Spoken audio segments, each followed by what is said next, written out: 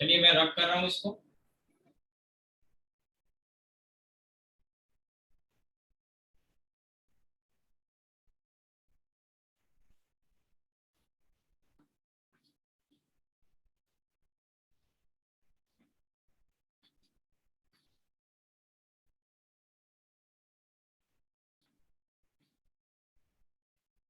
ठीक है, अब देखिए और भी एग्जांपल आपको इसमें पूछ लेगा। एग्जांपल 2, और ये है एक, ये डिस्क है, डिस्क रेडियस आर, और इसका जो मास है that is capital, that is M. ठीक है, और आप इसे उठाना चाहते हैं यानी खींचना चाहते हैं, पानी के सरफेस पे है ये यहाँ नीचे इसके पानी है।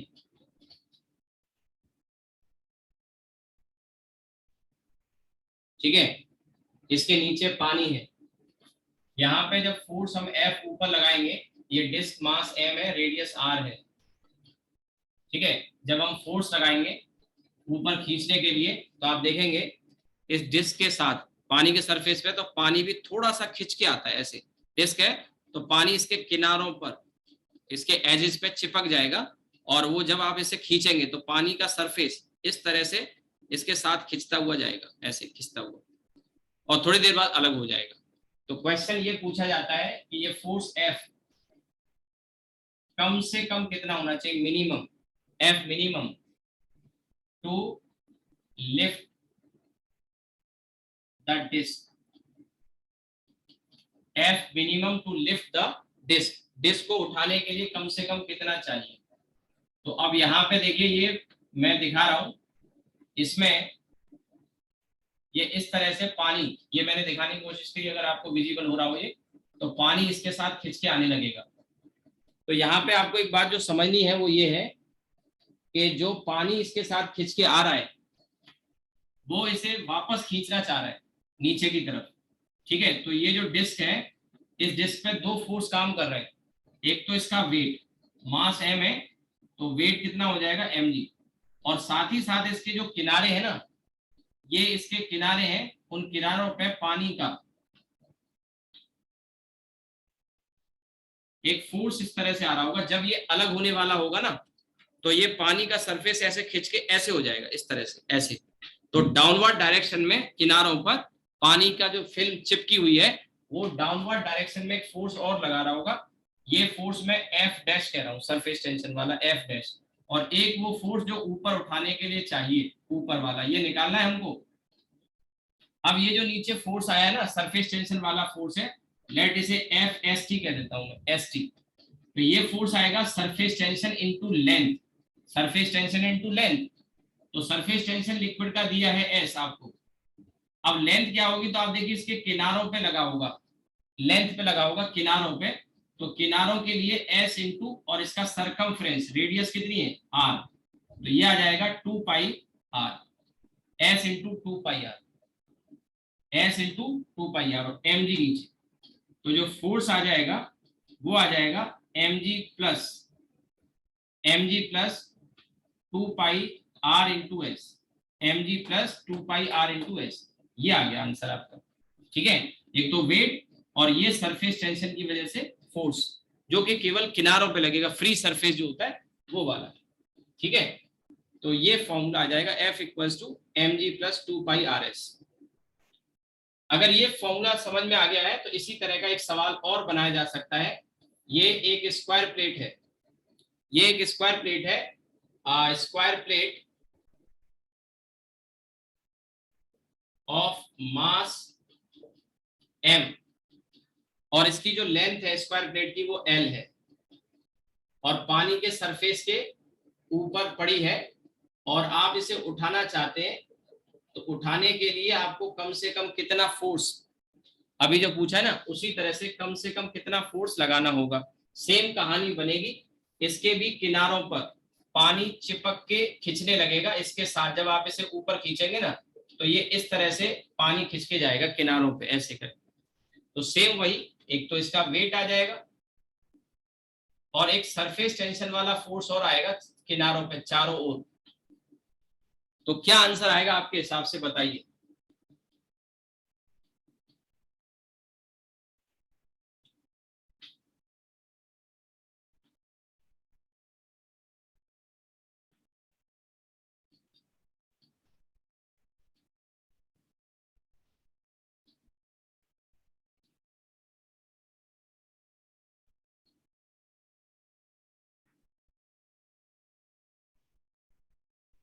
Mg+4Sl, correct. Mg तो ये हो गया, और सरफेस टेंशन का फोर्स होता है S into length, S into length. लेकिन इसकी लेंथ जो होगी वो कितनी होगी किनारों की, ये जो कि इसका पेरीमीटर होगा। जैसे यहाँ पे हमने क्या लिया था, सरकमफ्रेंस 2πr, तो वैसे ही यहाँ पे S into 4L, S into 4L। तो जो फोर्स हमें चाहिए खींचने के लिए, दैट विल बी Mg+4Sl। ये आंसर आ गया, ठीक है। इस तरह के क्वेश्चन मिल जाएंगे, और भी एक दो एग्जांपल कराता हूं, पहले आप इसको नोट करिए।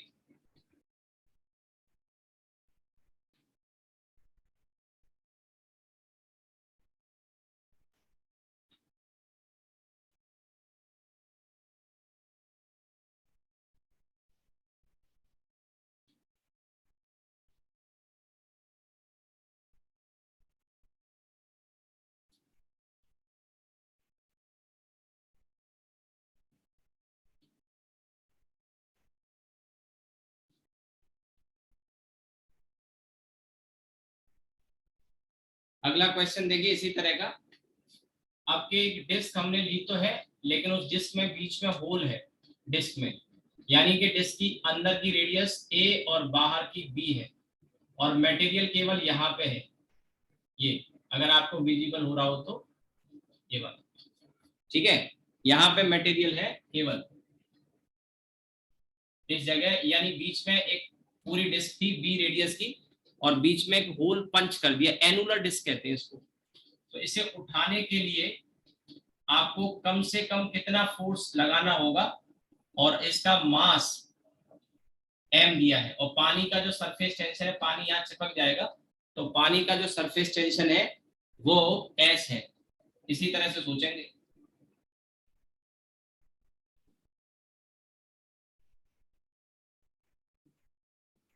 बताइए कितना आएगा।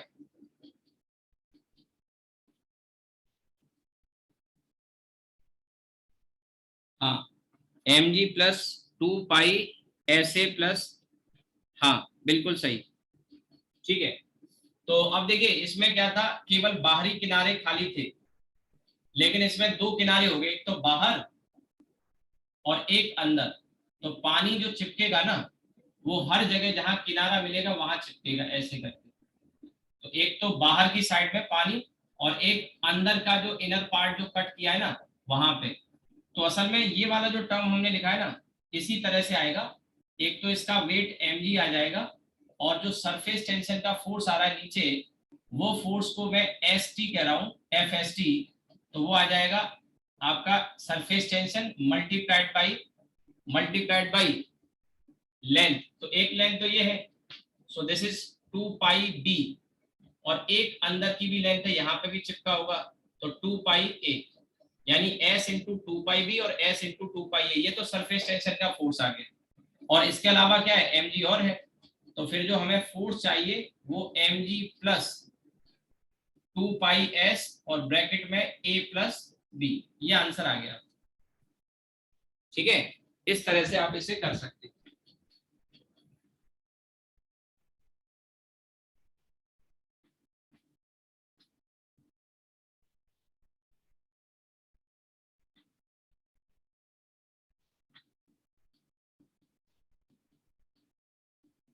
ठीक है। अब देखिए ये जो स्क्वायर प्लेट नहीं है, स्क्वायर प्लेट की जगह स्क्वायर फ्रेम है, पतला सा फ्रेम है, इसकी थिकनेस नेग्लिजिबल है, लेकिन लेंथ L है।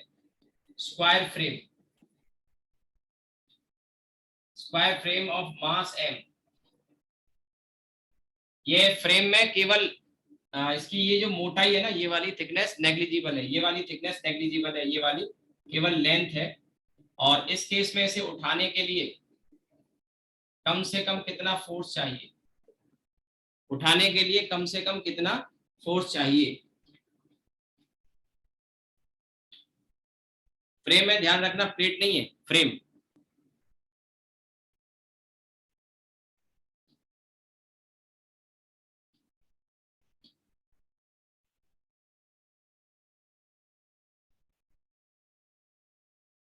mg+8SL, correct. अब देखिए इसमें क्या होगा, ये लिखा है ना आंसर आपका, ऐसा ही आंसर आ जाएगा, वेट तो आएगा ही आएगा mg। mg के अलावा बाहरी किनारों पर तो 4SL आएगा ही आएगा। और क्योंकि इसकी मोटाई, जैसे ये एनुलर डिस्क में तो इनर और आउटर डायमीटर अलग थे, लेकिन मैं बोल रहा हूँ ना आपको कि ये वाली जो मोटाई है वो नेग्लिजिबल है, तो अंदर के किनारों पर भी तो फोर्स जो आएगा सरफेस टेंशन की वजह से, तो वो भी 4SL हो जाएगा।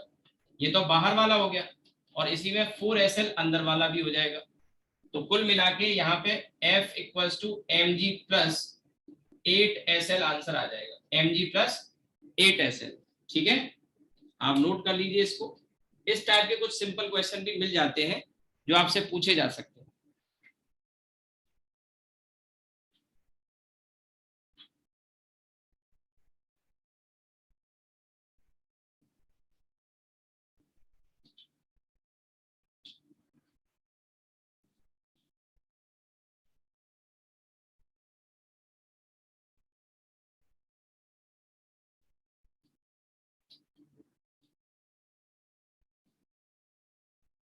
कर लीजिए नोट।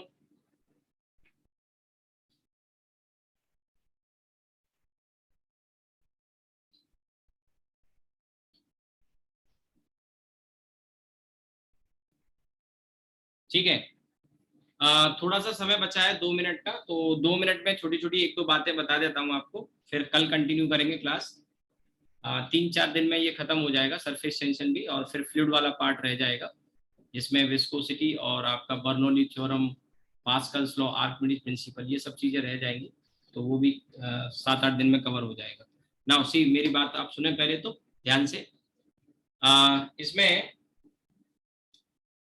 कुछ सरफेस टेंशन के एग्जांपल, जैसे एंटीसेप्टिक होते हैं, एंटीसेप्टिक घाव में लगाते हैं, तो उनका सरफेस टेंशन लो रखा जाता है। इसका क्या फायदा होता है, लो सरफेस टेंशन होने से क्या होगा, घाव के अंदर तक एंटीसेप्टिक फैल जाएगा। जैसे मैंने बताया ना, पानी का सरफेस टेंशन लो कर दो डिटर्जेंट मिला के, तो रेशों के अंदर तक पहुंच जाता है। तो एंटीसेप्टिक का सरफेस टेंशन लो रखा जाता है, एक बार। दूसरा, जो ल्यूब्रिकेंट्स होते हैं, ल्यूब्रिकेंट्स पार्ट्स में, ऑटोमोबाइल में यूज होता है, मशीनरी में होता है, उनका भी सरफेस टेंशन कम रखा जाता है। ऊपर से आप डाल दो तो पूरा आसानी से फैल जाए मशीनरी के पार्ट्स में। इसके अलावा आपने देखा होगा, गर्म चीज अगर आप खाते हैं, मतलब बहुत ज्यादा गर्म ना हो कि जीभ जल जाए, लेकिन जैसे ठंडी सब्जी हो या दाल हो और आप गर्म खाओ, ठीक है, तो आपको रिलेटिवली बेहतर टेस्ट आता है। ठीक है, सूप आप पियो, ठंडा सूप पियो, गर्म पियो, तो गर्म सूप जो होता है वो हमें अच्छा लगता है पीने में, क्योंकि जो गर्म सूप होता है उसका गर्म टेम्परेचर ज्यादा है, तो वो हमारी जीभ पर अच्छे से फैल जाएगा। टेम्परेचर कम होने से, ज्यादा होने से सरफेस टेंशन कम हो जाएगा, तो ज्यादा अच्छे से फैल जाएगा, तो हमारे जो जीभ के टेस्ट बड हैं वो उसको बेहतर सेंस कर पाएंगे, और हमको सूप जो है बेटर लगेगा। ठीक है, इसी तरह से लेड शॉट्स जो बनाए जाते हैं, लेड की जो बॉल बनाई जाती है, उनको पानी के अंदर डाल दिया जाता है गर्म गर्म को, तो एक तो सरफेस टेंशन की वजह से वो गोल हो जाती है। ठीक है, बूंदे भी, पानी की बूंदे हो या किसी की बूंदे कैसी हो, गोल होती है सरफेस टेंशन की वजह से। आज ही क्लास में मैंने पेपर जब डिस्कस किया था ऑफलाइन में, उस समय मैं आपको बता रहा था, गिवन वॉल्यूम के लिए स्फीयर का सरफेस एरिया मिनिमम होता है, इसलिए बूंदों का आकार भी गोल होता है। अब आपने कहा होगा, कहा कि सर बूंदें तो हमने ऐसी देखी है, वो आपने देखा होगा एड वगैरह में, 2 बूंद जिंदगी की, या आजकल जल ही जीवन है, ऐसा एड वेड देखा हो, ऐसा वो एक्चुअली बना देते हैं। और दूसरा क्या है, ग्रेविटी का इन्फ्लुएंस होता है, तो ग्रेविटी की वजह से वो ऐसे खिंच जाएगी, थोड़ा सा बूंद ऐसे खिंच जाएगी। लेकिन अगर ग्रेविटी फ्री रीजन हो ना, तो बूंद का आकार इस तरह से राउंड होगा, बूंद का आकार, क्योंकि सरफेस टेंशन की वजह से राउंड शेप लेता है, और राउंड शेप होने से सरफेस एरिया कम हो जाता है, और सरफेस एरिया कम होगा तो पता है क्या होगा, सरफेस एरिया कम, आगे मैं एक फॉर्मूला बताऊंगा इसी चैप्टर में, U इक्वल्स टू ऐसे, U को कहेंगे सरफेस एनर्जी, क्या बोलेंगे, कल शायद हम पहुंचेंगे इसमें। U सरफेस एनर्जी, या इसे पोटेंशियल एनर्जी भी कह सकते हैं, and that is equal to surface tension into area, area surface area. अब सरफेस टेंशन तो फिक्स हो गया, तो एरिया अगर कम होगा ना तो पोटेंशियल एनर्जी या सरफेस एनर्जी क्या होगी, कम। U directly proportional to A हो गया। और जाने कितनी बार मैं आपको बता चुका हूं कि कोई भी सिस्टम स्टेबिलिटी पाने के लिए अपनी पोटेंशियल एनर्जी को लो करता है, और पोटेंशियल एनर्जी लो होगी तो एरिया लो, या मैं कहूं एरिया लो कर लिया तो पोटेंशियल एनर्जी लो हो गई। इससे क्या होता है, स्टेबिलिटी आती है, स्टेबिलिटी आती है। इसीलिए बूंदों का आकार स्फेरिकल होता है, जिससे वो राउंड हो जाएंगी तो एरिया कम, स्फीयर का एरिया सबसे कम होता है। मैंने एग्जांपल दिया था कि जैसे गीली मिट्टी ले लो इक्वल अमाउंट में वॉल्यूम में, और उसकी अलग अलग शेप बनाओ, सिलेंडर बना लो, क्यूब बना लो, और कोन बना लो, स्फीयर बना लो, और फिर ये वॉल्यूम बराबर था, ठीक है। अब आप पेंट करो इन पे, तो सबसे कम पेंट जो खर्च होगा ना वो स्फीयर में होगा, सरफेस एरिया कम होता है ना, पेंट तो सरफेस पे ही लगाओगे। तो बूंदों का आकार स्फेरिकल होने का कारण समझ में आ गया, एरिया कम होता है इसलिए पोटेंशियल एनर्जी कम होगी और स्टेबिलिटी ज्यादा होगी, हर सिस्टम स्टेबिलिटी पाना चाहता है। अब ये जो रीजन मैंने बताया ना, ये रीजन बुक्स में नहीं होता, वहां यही दिया होता है कि बूंदों का आकार स्फेरिकल सरफेस टेंशन की वजह से होता है। एक्चुअल में क्या है, सरफेस टेंशन से मिनिमाइज हुआ क्यों, तो सही जवाब थोड़ी मिला। सही जवाब आपको यहां से मिलेगा कि एरिया मिनिमम हो जाता है, उससे पोटेंशियल एनर्जी मिनिमम हो जाती है और इससे स्टेबिलिटी आती है, हर सिस्टम स्टेबलाइज होना चाहता है। आप इसको ऐसे समझो, घर में कभी बचपन में छोटे हो गए, घर में आपने बुलबुले वगैरह बनाए होंगे, बड़े बड़े बुलबुले साबुन के, तो अगर कोई बुलबुला हवा में तैर रहा हो और आप उसको फूंक मारो तो टेढ़ा मेढ़ा हो जाता है। कभी किया होगा बचपन में, बड़ा सा बुलबुला बनाने की कोशिश करते हैं ना, बड़ा बुलबुला हवा में तैरा दिया और फूंक मार के ऊंचा करने की कोशिश करते हैं, तो फूंक मारते तो टेढ़ा मेढ़ा हो जाएगा, फूंक जहां लगेगी वहां टेढ़ा हो गया।